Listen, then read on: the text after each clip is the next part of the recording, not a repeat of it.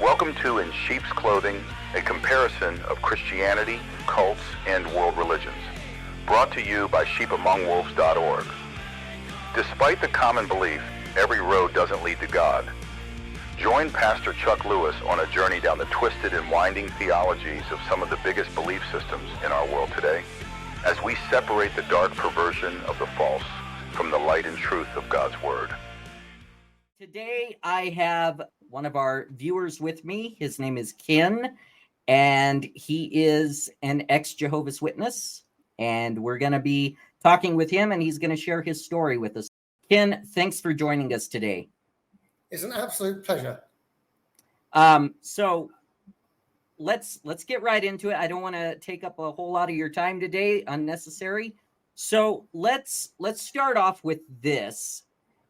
What generation were you brought up in the Jehovah's Witnesses? Like first generation, or how did it start for you? Okay, my mother was contacted by Jehovah's Witnesses when she was 25 in 1975. I was 5 years old at the time. She was in a very vulnerable position. Her dad died. She was very, very close to her dad and was grief-stricken when he passed away, and started a spiritual search. She wanted to know what happens after death and all of that good stuff. Visited a number of churches, didn't get any answers that satisfied her. Then she was contacted in what the witnesses called the first call work. A couple knocked on the door, and she asked them, what happens when you die? And they produced Ecclesiastes 9:5 that says, when you're dead, you're conscious of nothing, so there is no heaven, there is no hell. And they told her about what the witnesses call the resurrection hope, that God's going to bring a new system of things, a paradise where the dead will be raised and you will get to see your father again. And that was the hook that got her. So she started to study the Bible then and take me and my brother to the Kingdom Hall. Okay. So it was just you and your brother then? Yes. Yeah. My dad was more often not around than he was. Okay. So in his absence, my mum really got very deeply involved with the witnesses, and it became the core of her life and therefore the core of our life. Okay. And so who outside of her, who would you say played like a significant part in your upbringing as far as being in the witnesses? Okay. Well, my grandmother, my maternal grandmother, was around, and so she was an important presence in my life. She was an absolutely lovely lady. Catholic, she studied with the witnesses, but never went any further than that. But my real mentors were within the congregation. I've listened to lots of former Jehovah's Witnesses, and they've had some pretty horrible experiences. I was really, really lucky. Yeah. That the elderly couple that studied with my mum became like grandparents. Lily and Les. Lovely people. I stayed very close to them until they passed away in the late 90s. And there were three elders in the congregation that really took my brother and I under the wing and were incredibly kind, great mentors. They taught me how to be a good dad. I'm a single dad. My son's 16 and a half. And it was really their practical kindness, as opposed to the chaos at home when my dad did show up. It was a train wreck. Let's just leave it there. So life at the Kingdom Hall and around the brothers and sisters was very stable. Life at home when my dad was around was extremely unstable. Okay. So I really started to buy in at about the age of 10. And did you have any influences outside of the Kingdom Hall? Was it all pretty much within the Kingdom Hall? No. One of the things about the cult of Jehovah's Witnesses is that it's incredibly insular. It's very much a combination of really serious Catholicism. Hardline Catholicism is all about rules, regulation, governance by fear and guilt, and loads of boxes to tick. And like the Amish are only allowed to associate with other Amish. Everybody else, they're bad, they're outsiders. So your whole life centers around the religion and the people in the religion. You're not allowed to have friends at school. So I had no friends my own age, other than another witness kid, Andy. We've been friends since we were 7. We're still friends. Yeah. But it was a very lonely experience growing up as a Jehovah's Witness child. Now, is is that friend of yours, are they still a witness or? Yeah, Andy's still a witness. I was never disfellowshipped. Okay. I think you're probably familiar with this, but for viewers out there, if you're not ever baptized as a Jehovah's Witness, you're only associated and you walk away. Everybody's Okay. still allowed to talk to you. If, however, you are baptized and you get what's called disfellowship, so for something as simple as saying, guys, I love you all, I think you're a great bunch, but the doctrines and the teachings of this religion don't make sense to me anymore. So it's not that I'm leading a crazy lifestyle, I've not become a degenerate, I'm not taking drugs or robbing banks or kicking puppies. I just don't believe this anymore. It doesn't make sense. You will be disfellowshipped, and then your family treat you like you're dead. Right. So as far as the baptism, was there a specific reason why you weren't baptized, or? No, I did get baptized, but I wasn't disfellowshipped. So I was baptized when I was 16 in 1986. I moved to the States in 2010. And I've got to say the witnesses in America are much less hospitable than those in the UK. The brothers and sisters over there are really kind, very close-knit community, which is one of the things that kept me in the religion, even when I didn't believe it anymore. Yeah. I parked my doubts. I didn't want to lose my whole life, my family, my social circle. Coming to the States, very, very standoffish, very judgmental. They break off into little splinter groups, very judgy. It's a completely different kettle of fish. Yeah. So I walked away in 2012. My son was 5, and it really was a matter of conscience. I could not, in good conscience, indoctrinate my son with stuff that I simply knew wasn't true. And to make him live a religion that he hadn't chosen. I'd love to share this experience. I remember the first door that I knocked on when I was about 9, and I remember the last door that I knocked on. I'd love to go back and give this lady a hug because she changed the course of my life. Tom was with me, he was 3. Actually, no, 5, he was 5. And we were giving out leaflets to invite people to a convention. And this lady said, now, young man, I've spoken to Jehovah's Witnesses before. You're all lovely folks. But I have to say, I've got a bit of a problem. I'm sorry, ma'am, I didn't wish to offend you. Could you please tell me? And she said, yeah, I don't mind adults coming to share their faith with me. But to use a child to promote your beliefs, because Tom just wanted to do what I was doing, give out leaflets. She said, I don't think that's is not morally defensible because he's not old enough to choose his faith or lack of faith for himself. And for that reason, I can't take your leaflet, but I hope you have a lovely day. That was the last door that I ever knocked on because I got nothing and I knew she was right. Yeah. So let me ask you this. You talked about going door to door, and for those who don't really know what that's like, when did you start doing that, and what is the purpose of that? Okay, I started the DoortoDoor Ministry when I was 9. Again, one of my lovely mentors encouraged me to go out and knock on doors. And the whole concept behind this is to what they call preach the good news of God's kingdom. Because Jehovah's Witnesses believe that the end of the world is nigh, Armageddon's going to come. Anybody that isn't a Jehovah's Witness is going to be destroyed. So they really believe it's a life-saving work to proselytize. And they follow the pattern Jesus set for his disciples, to send them out in pairs and go and spread the good news from door to door. So that's the purpose of it. Okay. And correct me if I'm wrong, their going door to door is actually, in a sense, part of earning their salvation. Am I right?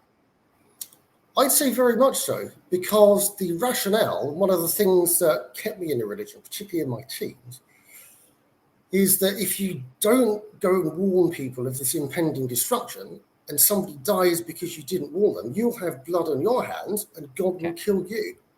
So there's a lot of fear involved. Yeah.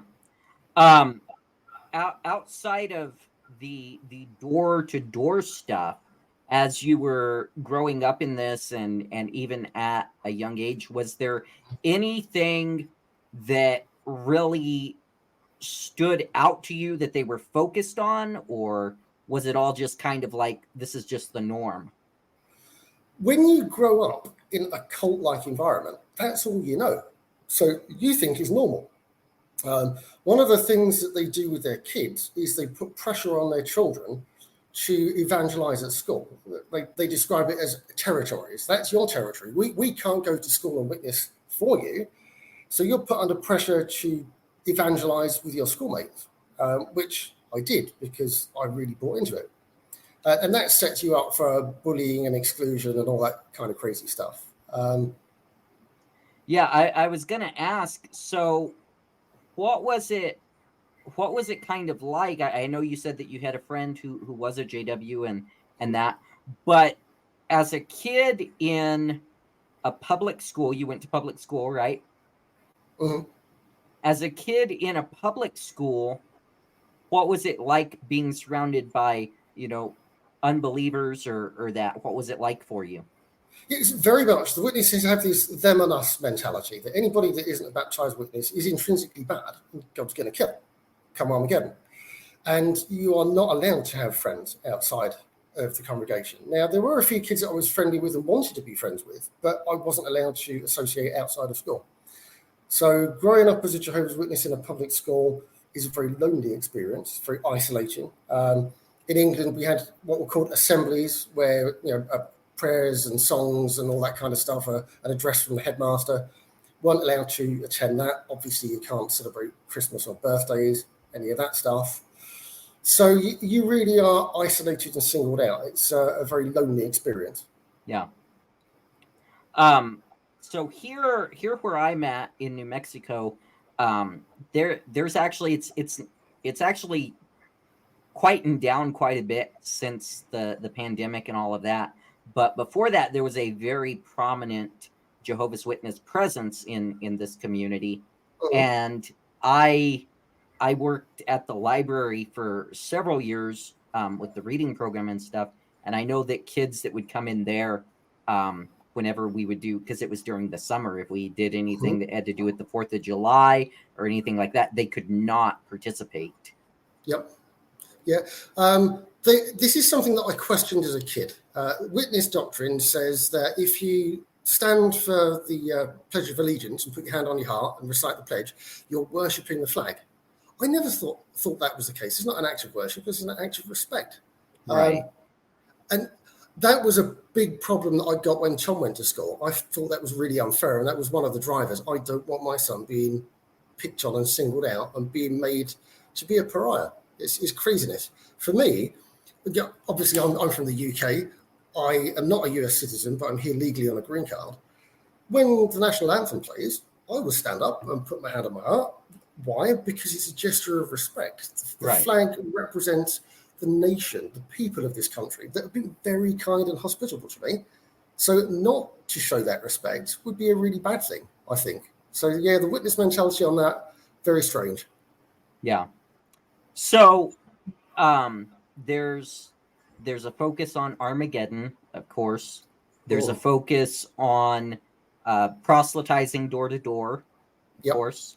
Was there anything else that really stood out to you as a kid? Not really. Honestly, I was terrified at the end of the system.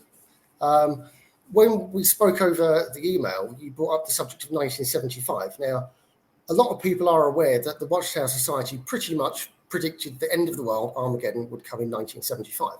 It didn't, obviously, and that got swept under the carpet, and they gaslighted their followers. Oh, no, you never really said that. It's crazy. Well, they did it again in 1986.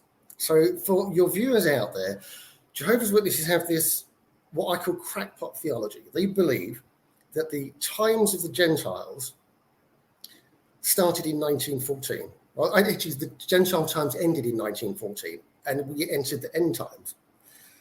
So through all these weird scriptural acrobatics that, when you look at them, make no sense at all, they believed that from 1914, there's a class of people that they call the anointed remnant, because they believe that only 144,000 go to heaven. The phrase anointed remnant doesn't appear anywhere in the Bible. It's a Watchtower phrase. But the teaching was from 1914, there will still be members of the anointed on earth alive when the end comes. Right, so bear in mind, I buy in mentally and emotionally when I'm 10. By the time I'm coming up to 16, I wanted to go to college. I was a scholarship grade student. I wanted to become a vet, I'm looking at my future. But then they start to push this, the anointed remnant, they're getting fewer and fewer. There was a publication called Our Kingdom Ministry that was issued once a month. It was a flyer. And on the back, they would monthly give you the number of people that claim to be of the anointed remnant. And of course, it gets a little bit smaller over time. And I'm doing the math. Well, let's say somebody was 20 back in 1914, 1985. They're now in their early 90s. Very few people live to 95. And the fear factor, and hang on, I want to go to college. So I'm 16, 17, 18, 19, 20, 25 years. If Armageddon comes within 5 years, and I'm not pioneering another witness made-up thing where you have to spend so many hours a month preaching. If I go to college and the end comes, I'm going to die. And it sounds preposterous, but when everybody around you, my home life became less chaotic when my parents divorced and my dad left. But when you come from a chaotic background, everybody normal that's got a nice house, that's got a stable marriage, got a nice car, these people must know better than me. I'm only a kid. I love them. I trust them. They've been kind to me. It must be right. And you're encouraged and even pressured to put your doubts aside. The society's long been big on being against further education and against independent thinking. It's don't question, read, recite, obey. Do not question. So at 16, I make this decision based on, if I go to college, the end's likely going to come and I'm going to die. So I didn't. And I know so many other people that got suckered into that. It was all about fear and guilt. Yeah. Interestingly, what made me start to ask questions, right?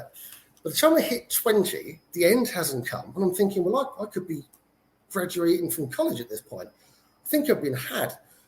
Because the society then starts to walk back their teaching that they've held for all of those years, from 1914 all the way up to the now early 90s. Yeah. For your viewers out there, the governing body is a group of basically old white men. There's one black guy. They've got a token black guy. The completely incoherent Samuel Hurd. Anyway, they claim to have a direct line to God, almost a bit like Batman had a red phone to the chief of Gotham City.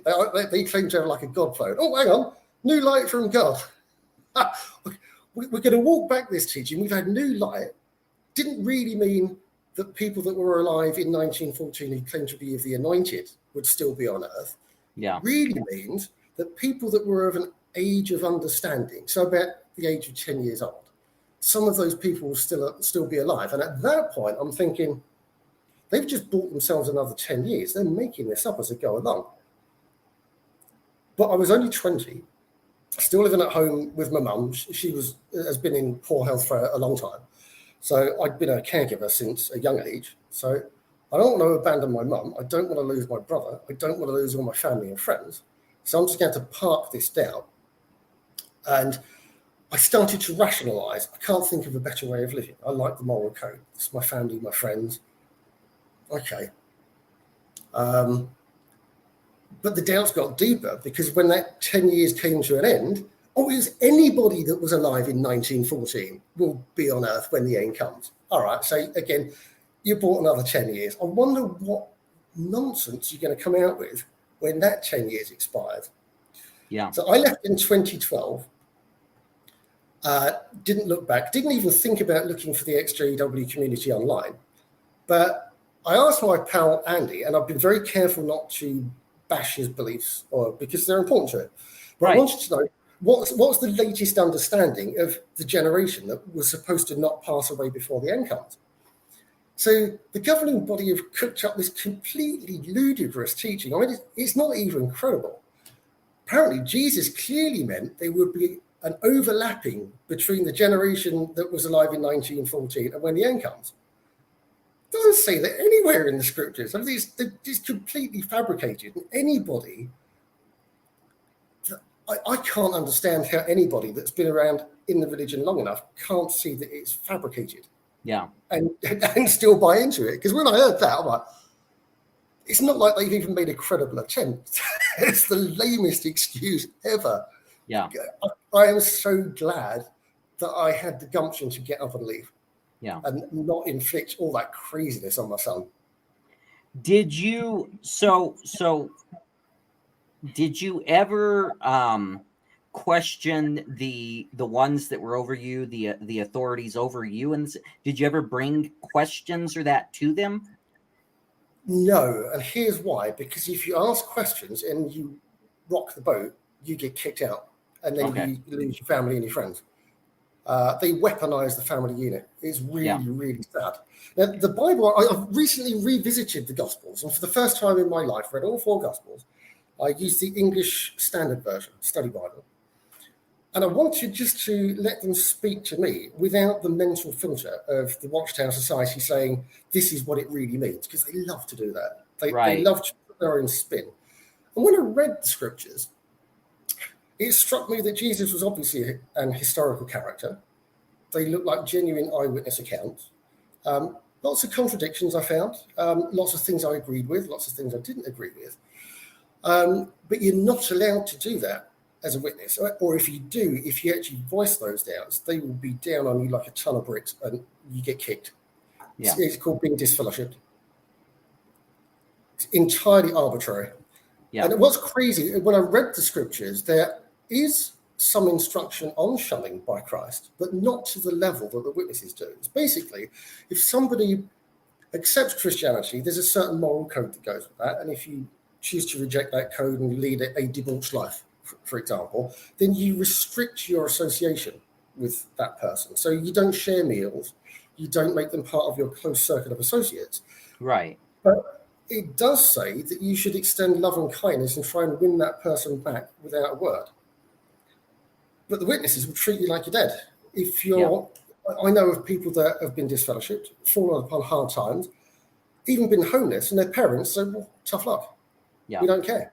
It's the most unloving, unchristian, cruel thing to do. And I would go so far as to say it's evil. It's an evil way to treat people. You know, you were talking about the difference between the witnesses in the UK and the witnesses in America. And one thing here, and I've just noticed this just by encountering witnesses in the public square and that, but here it almost seems like you were talking about how the ones in America are like more they don't like people, for one thing, but but here it kind of seems like they don't even like each other, you know? Yeah. And I'm a very gregarious guy. I love to meet new people, make new friends. And my ex-wife at the time was very gregarious and tried to make friends. No, they don't like anybody, including their fellow congregants. It's really weird. Yeah. Yeah, it's like they put up with each other, but really they just like to knock each other out, you know? It's a very, very judgmental community. I would describe it almost like communism. Back when Chairman Mao was in charge, society was weaponized against itself. Children would turn in their parents, parents would turn in their children. Everybody spied on each other. It's just like that over here with the witnesses, because there are so many rules that you have to dress a certain way. There are certain things you can't watch on TV. God forbid you actually have sex outside of marriage, or date a non-believer, or have a normal life. That's not allowed. It's just really strange. Yeah. You know, one thing I would think too is that just that I'm going to say oppression that comes from the governing body, and also them constantly changing things. Like they just, like you said, they make up a new thing on a whim when, you know, it doesn't work out the way they said it was going to. I would think that for just your everyday witness, that would be very stressful and very anxiety driven. Oh, yes. Yeah. One of the side effects that I noticed, because when you're immersed in that kind of a culture, it's normal. It's only when I left that I realized that it really badly affected my sense of self-worth, because the whole concept is you are unworthy. You need the redemption of Christ. But But because of, they phrase things in particular ways to emphasize their control. You're supposed to be a slave of God. So not only are you worthless and in need of redemption, you are a slave. You should be a sheep. Sheep are stupid. They really are. They're not smart animals. You're taught to fear everybody outside of the organization and look to the great shepherd, Jesus. But when you think about it, all right, shepherds do look after their sheep and protect them from wolves. But why? Because they're livestock. And eventually, the shepherd shears the sheep, milks the sheep, and eventually slaughters the sheep. Who do you really have to be scared of? Yeah. In this case, the governing body. It's all about exploitation and oppression. Yeah, I would say so. So you spent 37 years in the cult, right? Yep. Yeah, from the age of 5 until I walked away at the age of 42. And you said that it was primarily because you didn't want your son raised in it?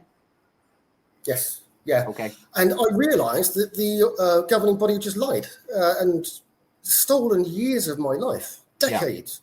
Yeah. Stole my education, my normal development as a human being. My psychosexual social development was not normal because it's so repressive.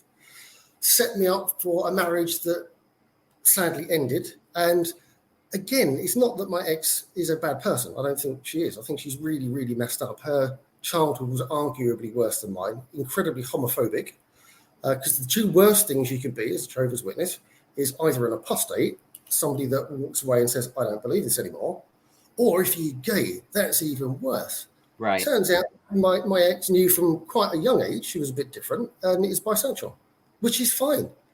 Would I have married her had I known that? Of course not, because I'm an out-of-the-box standard issue straight male. And that kind of thing's not my cup of tea. But she couldn't be honest with herself because she would have lost her family and everything else. And so she tried to lead the life that was expected of her, not the life that she actually wanted. Yeah. And I feel really bad for her. And it wasn't fair on me and it wasn't fair on her son. Again, something that the Watchtower Society, in my opinion, bears direct responsibility for interfering in people's lives on such an intimate and personal level. It's not right. Now, so your ex-wife, she's left the witnesses too? Yes, yeah. And did she leave before you, or? Strangely, no. She stuck with it for longer than me. Okay. All right. So what? Now you said that you still had a friend that's been basically a lifelong friend. You said that you were not actually disfellowshipped. No. But what relationships or connections did you lose when you left? Basically, everybody except my pal and my brother. Everybody that I was taught, another witness teaching, that people that are not witnesses, they're called worldly. Worldly people might seem nice, but they're not, because God's going to destroy them at Armageddon. It's only those that love Jehovah are your real family. And I really believe that.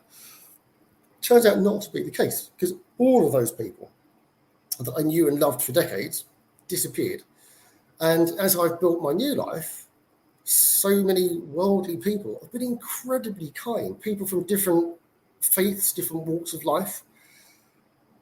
I've discovered that, unlike the witnesses in America that just don't like people, people can be lovely, beautiful, nice people. I think most humans, given the chance and shown kindness, will naturally lean to the good and the beautiful and try and be the best they can be. Yeah. So the psychological picture that was drilled into my head, everybody's intrinsically bad, horribly toxic. Yeah, I would agree with that. Once you left, once you made the decision, okay, I'm done, I'm walking away from this, was there ever any pull to go back to it? No, none whatsoever. No, I walked away and never looked back. Had your mom, had she already passed by that time, or? No, my mum's still around. Is she? Okay. Last time I spoke with my mother was in 2012, just before I left. And sadly, we've not spoken since. I talk to my brother on a regular basis. And I've asked him, is it worth me reaching out? Do you think she's in the right place to maybe have that conversation? And his advice has been maybe best to leave things alone. Okay. My brother's a very level-headed, fair-minded guy, and I trust his judgment. But I hope one day to have a conversation with my mum. Can't help but love your parents, can you? Right. And your brother's still in the witnesses, or? Mm-hmm. Yeah. So he didn't try to keep you in or anything like that? No, I love my brother to bits. He's my younger brother, but I admire him greatly. I look up to him. He's a great dad. He's a very fair-minded guy. And again, because I played a smart game, I didn't rock the boat with the congregation that I was in the States. And so I didn't get disfellowshipped. I just quietly faded away and got on with my life. And because of that, my brother is still able, according to the witness rules, to talk to me because I've not been disfellowshipped or excommunicated. Okay. Yeah, that's good. So once you left, what were some of the major life changes that you started to go into? Okay, so the biggest thing was huge depression and a sense of profound grief. When I realized that everything that I believed, and I was an absolute true believer, was an absolute lie. It's devastating. Yeah. It's absolutely devastating. And I really, really struggled. Rates of depression and suicide amongst witnesses that leave are very high. Because although you don't believe what you were taught, that sense, the subconscious sense of lack of self-worth, hopelessness, the belief that the world is intrinsically bad. Now, I was a very reluctant parent because I believed the end of the world was coming. And I've got this beautiful child, and I've brought them into this terrible world full of terrible people. Oh my God, what am I going to do? It was really hard. Yeah. It was really difficult. Fortunately, the universe, God, I'm not religious. I would have to describe myself as agnostic. I do think there's a higher power. So fantastic mentors came into my life and just taught me stuff that I've been able to teach my son from about the age of 12, so that he doesn't have that horrible voice in his head that I had. You're no good, you don't deserve, you're a fraud, all that kind of stuff. Very negative self-talk. That process really began in around, I'd say, 2019, 2020. In terms of the way I live my life, have I done anything particularly different? No, I lead a normal, quiet life. I haven't become a party animal or what's the word I'm looking for? Wild hedonist. I've just concentrated on encouraging my son. I was wondering if you ever, I know you had a desire for education. Did you pursue that in any way, or? Yes, yeah, very much. Not officially, because college education in America is incredibly expensive. But I love to learn. There's a resource out there called Hillsdale College. They are actually love them. I've been a contributor to them since I found their website, and they've all sorts of brilliant online courses. So I've studied Aristotle, the US Constitution, the Roman Empire, all that kind of stuff. Because philosophy with the witnesses, the Greeks, they worship demons, the Greek gods. It's all the teachings of demons. So you're not allowed to look at Plato or Aristotle or Socrates. So, those great minds, Stoicism, all that kind of stuff. So, yeah, I got stuck into that. And that's really helped me find my place in the world and to understand that, bad things happen to good people, bad things happen to bad people. It's all about how you choose to deal with them, managing your emotions, your expectations, how to be a better person. Their course on Aristotle, an introduction to Aristotle, it's all about why should we build character? Why should we build virtue? How do we find meaning in our lives? That was a big deal because as a witness, and religions on the whole tend to do this, they give you an overarching, you are here to do one thing. In the case of a witness or a Catholic, for example, it's your job to grovel and beg forgiveness for being yourself because you're a terrible human being. And if you follow all of these rules and praise God, come the end of your life, you'll either go to heaven, if you're a Catholic, or if you're a Jehovah's Witness, you live forever in paradise on earth. Once you realize that's actually not the case, that was really, really scary because, what is the point of my being on earth? And studying Aristotle and the Stoics brilliant guy called Viktor Frankl, a mentor of mine, put me onto his book, Man's Search for Meaning. We get to craft meaning for ourselves in our lives. We get to choose what kind of human beings we want to grow into. Very empowering. It's an absolute game changer for me. Yeah. As far as dealing with like your depression, I'm sure if the witnesses are against education, then they're also very against like going to a therapist or anything like that. Absolutely, they are. When the depression really hit, I remember being in the Kingdom Hall parking lot and just burst into tears. I just couldn't do it. And my wife at the time went and asked the elders to come and give me some help. And what do? They publicly dragged me into the back room, right? So everybody knows you're being talked to by the elders. And I'm told the reason that you're depressed is because you don't pray enough, you don't study enough, and you don't go out and field service enough. That was their answer. Utterly unsympathetic. And that was another factor in me, like, these people do not care. Yeah. So I was on antidepressants for a while. Things really changed when my marriage failed. And I was able to start again from scratch. It was, unfortunately, because of the nature of the cult and the way we've both been programmed from childhood, the relationship was ultimately never really healthy. It was very codependent, I would describe it as. And once that codependent dynamic wasn't there, everything got better. Yeah. And so I was able to research and read for myself. And I've not taken antidepressants until, not since before my ex left, actually. So, yeah. But the witnesses are definitely against further education. They're definitely against professional psychiatric help. It's crazy. Yeah. All right. Well, let me ask you this. I know that there's a lot of control. I know there's a lot of fear. I know there's a lot of those things within the witnesses. Was there anything, and I'm not talking outside of, like you said, that the people that you grew up around with were actually very lovely people, but was there anything that the governing body or that actually brought forth that you would say was good, or that they do that is actually good for the people? No. Okay. Absolutely not. Here's an observation that the witnesses have got tax-free status in most of the world as a charitable organization. Right. Jehovah's Witnesses, the Watchtower Society itself, does nothing charitable. They don't. I've never seen them do anything as an organization. It's all kicked down to congregation level. So I've seen congregations do lots of charitable stuff to try and help people after a disaster and all that kind of stuff. But the society itself, you'll never see Watchtower trucks giving out food or water to people in a disaster zone. I live just north of New Orleans. So after Hurricane Katrina, the local congregations were very active in repairing not only the homes of fellow congregants, but helping everybody else. But it was all done on their time and on their dime. The Watchtower Society sent zip.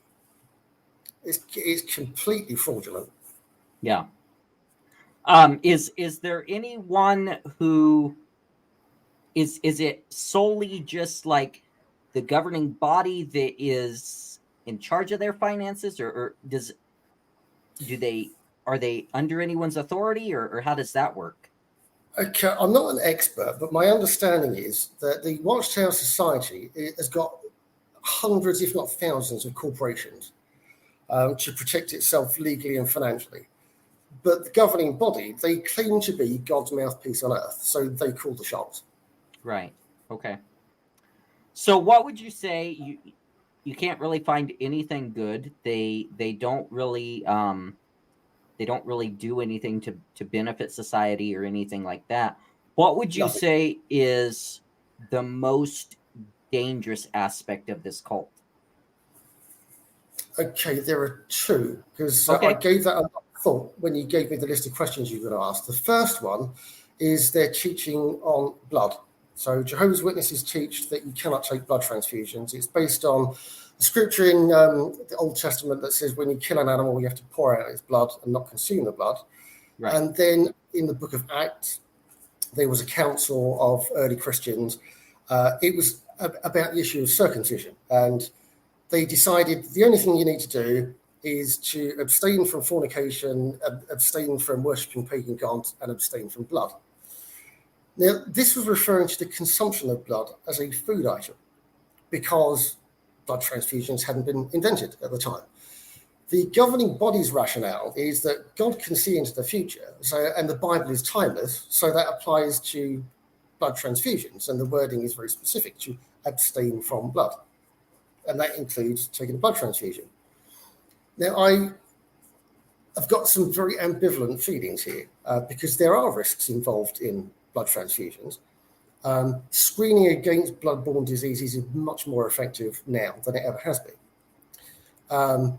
And so the Witnesses' stance on non-blood surgery is advanced medical technology quite some way. So if I were in a position where I needed some kind of surgery or treatment, my preference would be for the bloodless approach. But if there were no other alternative, let's say I've got leukemia and the only thing that's going to give me a fighting chance is a blood transfusion. Right. Would I take it? Of course I would.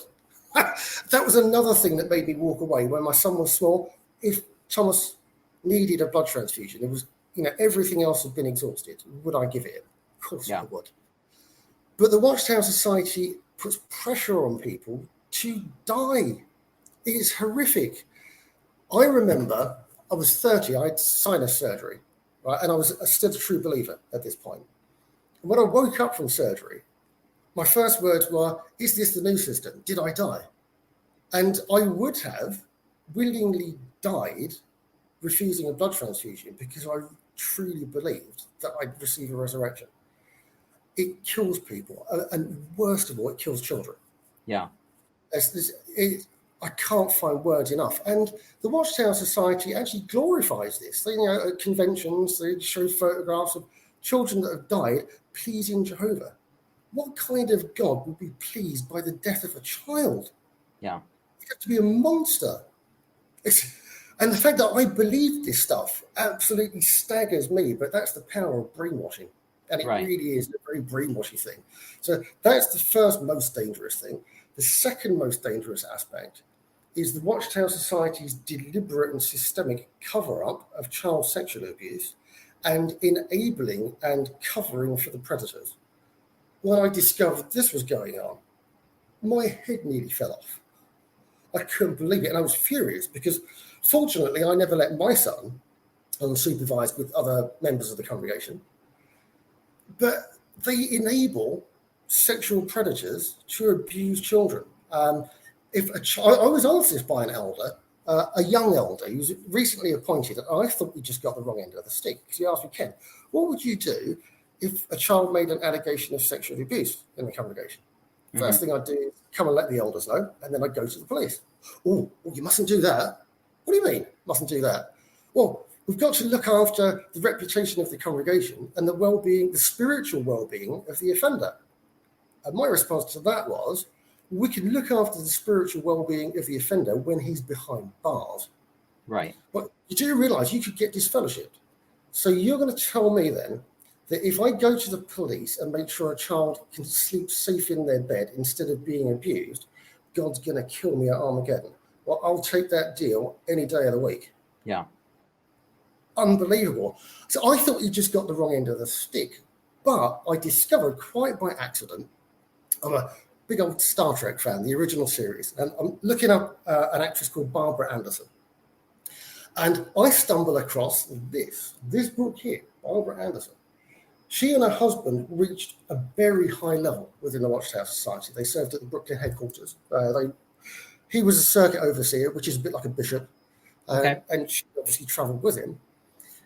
Unusually for a woman, because the society is very misogynistic, she got into the writing department, so she was writing Watchtower articles. And in the course of her work, she uncovered the fact that when somebody is accused of child sexual abuse in a congregation, records are kept, the police are not contacted, they contact the legal department of the Watchtower Society so they can cover themselves. And she was horrified. So she writes a report to the governing body with all the documentary evidence. They've got a database of something like 10,000 accused pedophiles that they have not gone to the police with. Wow. And so she writes a report and asks the governing body, we need to change our policy here. And she's told, shut up. No, I will not shut up. And so she pushed and she pushed. And because she wouldn't back off, her and her husband were disfellowshipped. And so she went public. And this book here, I got it online for about $7 or $8. All sorts of hard evidence. She went national on TV back in 1990, never made the news in the UK. Any organisation that deliberately puts children at risk, again, is utter evil. And I feel so glad to have escaped. So, yeah, the blood issue, child sexual abuse, incredibly dangerous. It actually seems like they build an environment to hurt kids. Yes. Almost. Yes. And one of the governing body members, a guy called Stephen Lett, he looks like a muppet. The guy's a rubber-faced clown. But he gave a talk. He obviously does not like children. And now this was just after I left. You know, when I was a witness, the governing body was very publicity shy. You know, I can't even remember their names. But now they put themselves front and center. And this clown gives a talk, children are enemies of God. He makes the assertion that babies are enemies of God because they're born imperfect and unloving and selfish. Had I been in the Kingdom Hall with my son at that point, that would have been enough for me to get up and walk away. Yeah. How dare you? Children, and this is the guy that never wanted kids, right? Yeah. Babies still terrify me. They're like dogs. They can smell the fear on me. But as my son was growing up, and I've watched other kids, they're little innocent packages of love. They want to love everybody. They want to be helpful. They just want to be friends. Yeah. And what did that do to kids that were maybe 5 or 6 years old being told that they're enemies of God? And yeah, the environment is set up to put them at risk. I can't find words, man. Can you do me a favor? That book, for those who are just listening on the audio version, can you give me the title for it? Okay, it's Barbara Anderson Uncensored, Eyewitness to Deceit, Discoveries of a Former Jehovah's Witness Insider. It's by Barbara Anderson with Richard E. Kelly. And it is absolute dynamite. And she's still very active in exposing the witnesses. Good, good. And her kids, I think she's got 2 or 3 kids. Her kids haven't spoken to her in decades. Yeah. Because she did the right thing. And I can't get my head around that. Once you know, and there's absolute documentary hard evidence to prove that the organisation has protected and enabled pedophiles, how can anybody in good conscience remain a part of an organisation that does that? Yeah. Boggles my mind. Her kids are still in the organization then? Yep. Wow. So let me ask you this then. What do you think keeps people in the organization? Okay, this is going to be a twofold thing. As was my case, it's the fear of losing your family and your social network and becoming an outcast and having to start again from scratch. Yeah. That's really, really difficult. If you want to really get a detailed idea of the impact that has on people's lives, talking of Scientology, Leah Remini and a guy called Mike Rinder, they've got a TV series. I found it on Netflix. It's called Scientology and the Aftermath. And they've got a 2-hour special in the 3rd season called The Jehovah's Witnesses. And that really helped me to overcome the internal embarrassment as to why didn't I leave sooner. Made me cry. It was very, very moving. People sharing their stories. Yeah.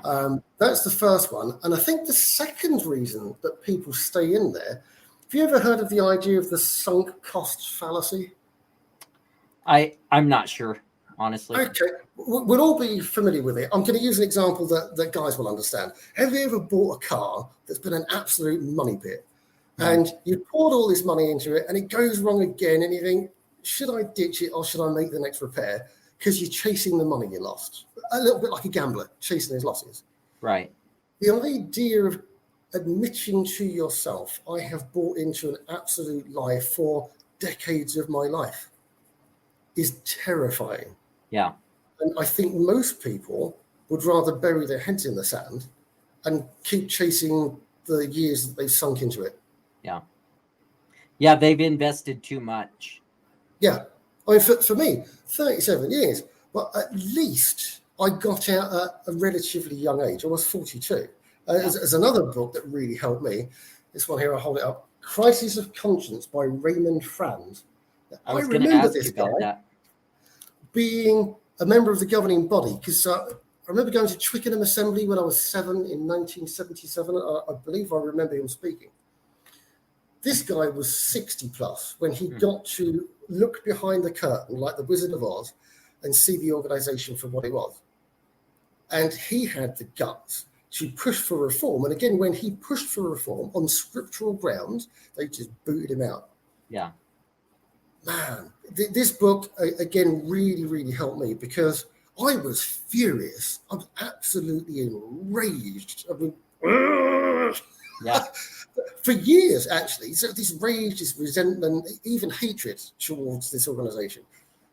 Ray Franz, absolute unicorn. His book is devoid of anger and hatred and resentment, right. But it just gives you the cold, hard facts of what happened. And again, solid documentary evidence to prove what went on. And yeah, I think the guy was an absolute genius, a genuine biblical scholar and a really kind human being. Yeah. I haven't read the book. I'd really like to read it. I haven't read it, but I did watch an interview that he did. I think it was over in Poland. Mm-hmm. They had an interview on YouTube, and yeah, man, I mean, he just seemed like a really genuine guy, and he brought his concerns to the governing body, and basically they're like, you're out, you know? So it was crazy. Yeah. So the society behaves very much like the Catholic Church. Hierarchically, it's almost identical to the Catholic Church. But the way they handle people that ask questions and child sexual abuse, identical coverage, identical behavior. It's really shocking, especially when I was growing up. They were always bashing the Catholic Church, bashing the Catholic Church about the mishandling of child sexual abuse. And they're doing exactly the same thing. Yeah. So we're getting up here close to an hour. I don't want to take up a whole lot of your time today, but just a couple more questions for you. First of all, if somebody is, and we really don't have that many active witnesses, I've maybe hit a few who have watched my videos and that, but normally it's ex-witnesses. But if there is anyone in the witnesses who may be considering leaving it, but they're basically they're counting the cost, you know, their family and disassociation and all of this. What advice or encouragement could you give to them? Firstly, if you are a person of faith and you believe in the Bible and you want a relationship with God and Christ as you understand them, read the Gospels for yourself without the voice of the witnesses telling you what it means. Read the Gospel for yourself. That was one of the first things that Ray Franz says in his book. Usually, ex-Jehovah's Witnesses either become very angry atheists, agnostics, as is my case, or they become serious Bible scholars and they let the Bible speak to them for themselves. Yeah. So that would be the first step if you're a person of faith. If you're simply counting the costs, there's a phrase out there, being PIMO, physically in, mentally out. Leaving Jehovah's Witnesses does come at a cost, a very heavy cost. Is it worth it? In my experience, I'm now 52, pushing 53. I've never been happier. I'm comfortable in my own skin. I've broken the cycle. I've been able to teach my son how to think for himself, how to think critically and analytically. You know, don't let other people bully you and push you around. You either get to be the star in the movie of your own life, or you get to be an extra in somebody else's movie, and they would exploit you. Yeah.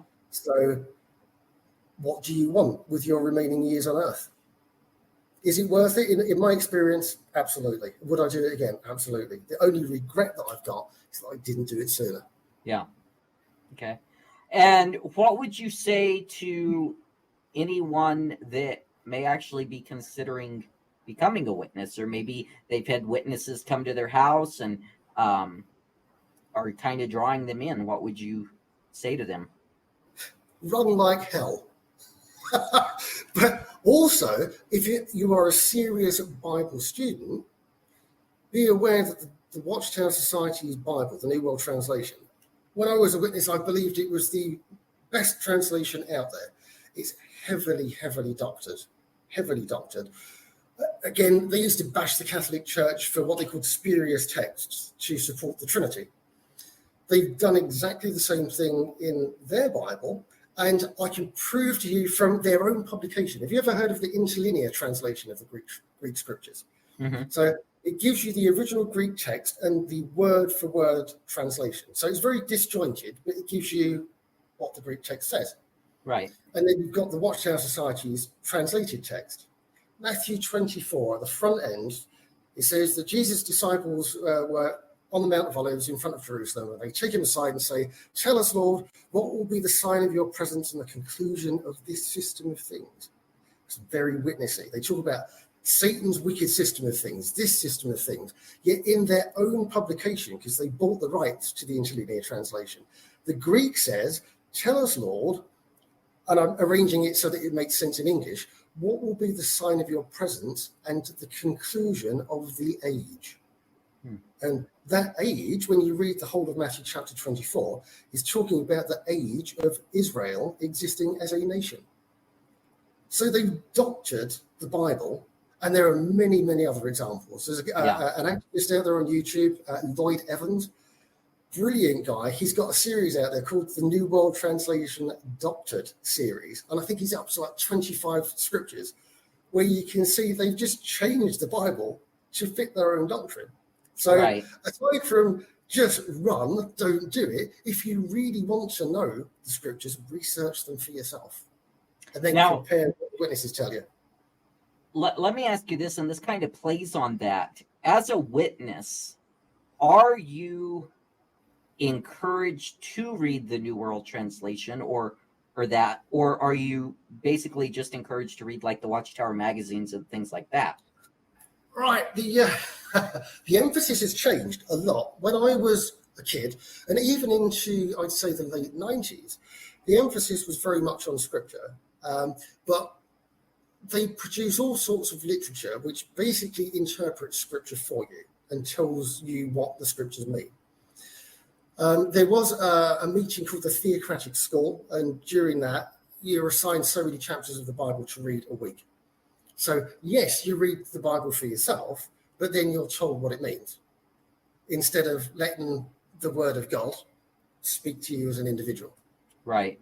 And I remember, I don't remember if it was Russell or who said basically to the effect that if you spent so many years only reading the Bible and leaving the witnesses stuff alone, you would be apostate. Am I correct? Oh, absolutely. If you start to think for yourself, you're labelled an apostate, which is the worst thing in the world you can be. But I looked up the meaning of the word. What does apostate mean? It means runaway slave or rebel. That'll be me. I was a mental and emotional slave for years. Yeah. They exploited my time, my money, interfered with my life, set me up for a disastrous marriage. Now I'm free. So think for yourself. If you want to know what the Bible says, just read it. Yeah. It says what it says. Right. Well, Ken, we're sitting right here at an hour. Is there any last comments or anything that you would like to share with us today? I can't think of anything other than thank you for letting me share my story. I was really inspired with your interview with Tim, the former elder, and I'd long thought, it's just me, who really cares? But the more I look at former witnesses sharing their stories, they really help me. So if my experience can help just one person via your work, and I'm grateful for your channel, it's really good. Enjoyed it. Keep up the good work. Thank you. Thank you, man. Ken, it's been a pleasure. Thanks for coming. Thanks for sharing your story with us today. You are more than welcome. It's been a pleasure talking with you. Take care.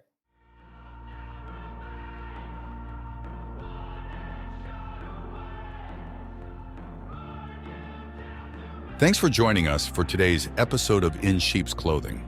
with Pastor Chuck Lewis. If you enjoyed what you heard, don't forget to subscribe, share, and rate our podcast. And feel free to leave a review, letting us know your thoughts. For more resources to help you deepen and defend your faith, visit our website at sheepamongwolves.org. Until next time, may you walk boldly, empowered by the truth of God's Word.